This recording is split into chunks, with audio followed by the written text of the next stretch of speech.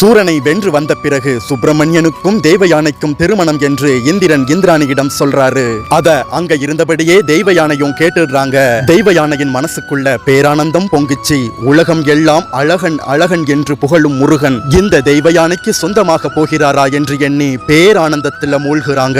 உண்மையில் சுப்பிரமணியனுக்கும் சூரபத்மனுக்கும் இடையில் நடந்த போரை விட என்று நாம் முருகனை மணமுடிப்போம் என்று தேவயானையின் மனதில் நிகழ்ந்த போர்தாம் பெரும் போராயிருந்துச்சு. இன்று கையில் வேல் பிடித்து போர் புரியும் முருகன் என்று என் கரம் பிடித்து கழுத்தில் தார் சூடுவார் என்று வேண்டாத தெய்வங்களை எல்லாம் வேண்டியபடி வழி மீது விழி வைத்து காத்திருப்பாராம் தெய்வயானை.